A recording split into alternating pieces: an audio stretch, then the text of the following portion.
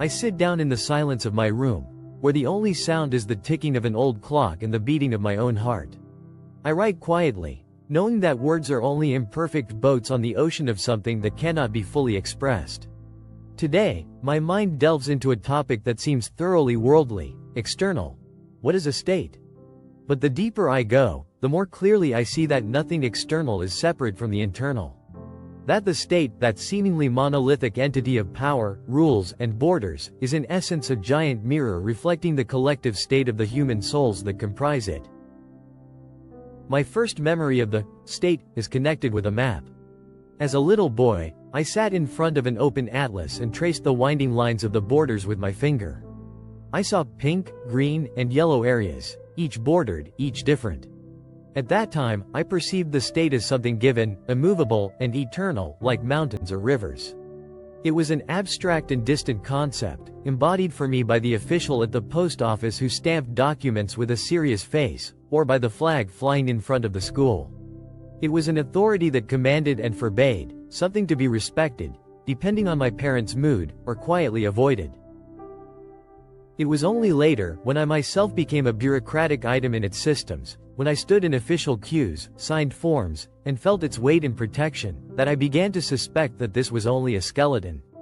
A mere outer shell. The true essence of what we call the state lies elsewhere. It lies within us. I remember a man I met years ago in a remote village. He lived in poverty, in a house that was slowly falling apart.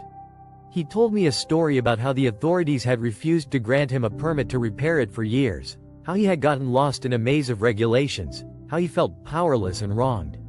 His anger was palpable, thick as fog. It consumed him. And a few years later, I learned that he had succumbed to a protracted illness, cancer, which had settled in the very organs that, according to ancient teachings, are associated with feelings of injustice and unprocessed anger. His personal war with the state, with this abstract adversary, became a war within his own body. The state was not an abstraction for him. It was a living tyrant, a projection of all the injustices of the world. And he surrendered to it in his heart, allowing it to dwell within him and corrode him from within. Where did his anger end and his illness begin? There was no difference between the two. It was one and the same process. This experience left a deep impression on me. It showed me that our relationship to any external structure, and the state is the most massive one, is primarily a question of our inner attitude, our emotional purity. If we carry injustice within us, we see oppression everywhere around us. If we carry fear within us, we build prisons for ourselves and demand that authority protect us, even if it means surrendering a piece of our freedom.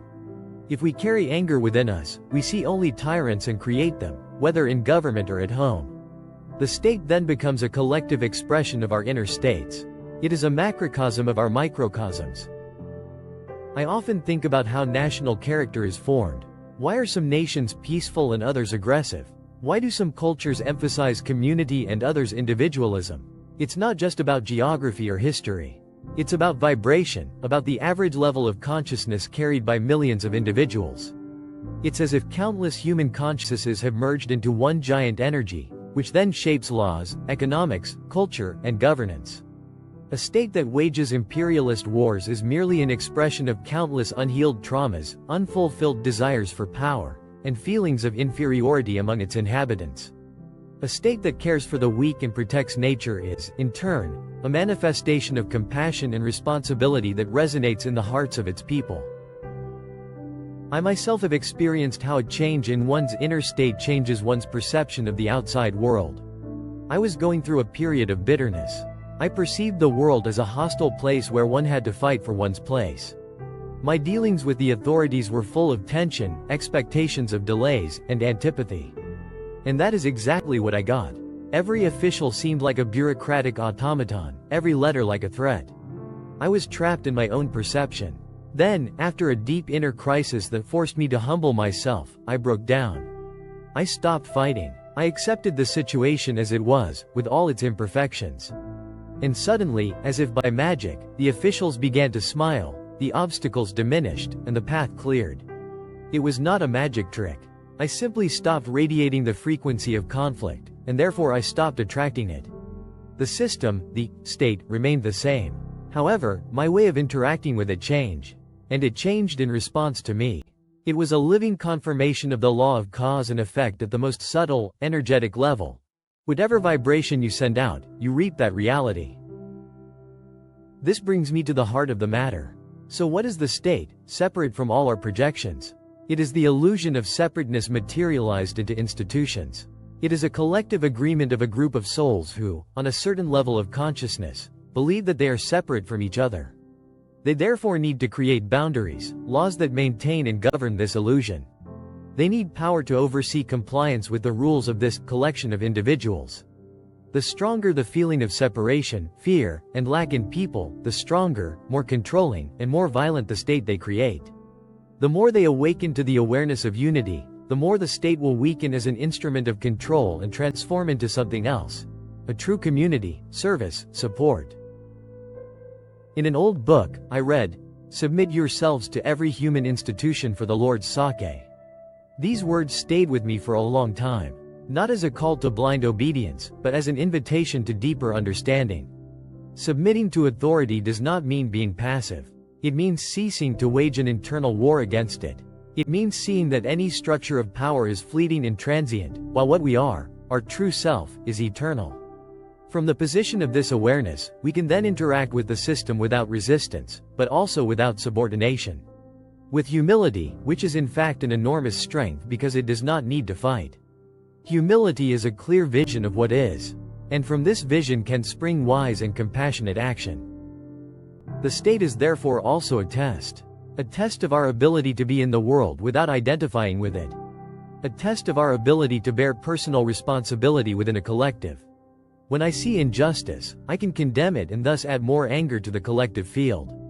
Or I can ask myself, where do I carry the same injustice within myself? Where am I unjust to myself or to those close to me? Where in my life does a tyrant reign, one that I myself have created? By healing myself, I heal a part of the whole. And in doing so, I also change the state, because its energetic foundations are shifting. The highest power we are capable of knowing as humans is love. Not sentimental love, but love as an omnipresent consciousness that permeates and connects everything. And any structure that is built in opposition to this force, whether through fear, greed, or lust for power, is doomed to perish. It may take centuries, but it is only a matter of time. Just as a body that defies the laws of life will eventually succumb. States based on fear and oppression collapse because the vibration on which they are built is low and disharmonious. They are like a turmoil that exhausts itself. Meanwhile, the deeds of true community, mutual aid, and compassion resonate with eternity. They endure. I sometimes imagine the state not as a monolith, but as a living organism, of which we are all cells.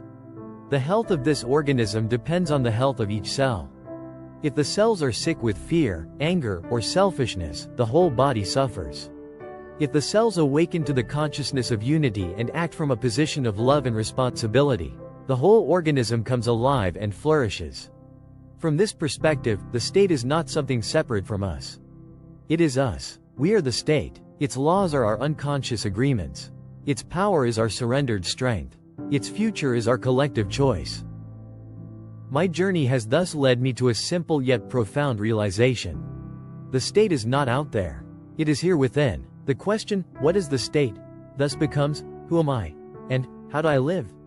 What vibrations do I send out into the world with my thoughts, words, and actions? Do I contribute to the field of fear and separation, or to the field of love and unity? The answer does not lie in books or political programs. It lies in the silence between inhaling and exhaling. In the moment when I decide not to respond to an insult. The moment I feel compassion for the clerk behind the counter, who is just as enslaved by the system as I am. The moment I take responsibility for my life and stop looking for culprits outside myself. These are small but powerful revolutions that change the world. Revolutions of consciousness. And so, when I look at the map again today, I no longer see just defined areas. I see fields of consciousness. I see billions of souls learning together. They are learning what it means to be together. They are learning how to create from peace, not from fear. And I know that my role is not to change the world. My role is to allow myself to be changed by what is. And from this transformed existence, to act naturally, quietly, and humbly. For from the purity of a single person's heart can come a ray that illuminates the darkness of an entire nation. And that is perhaps the truest essence of what we call a state, an endless, living process of self-discovery on a collective level. And I am participating in this search right now, with every breath I take.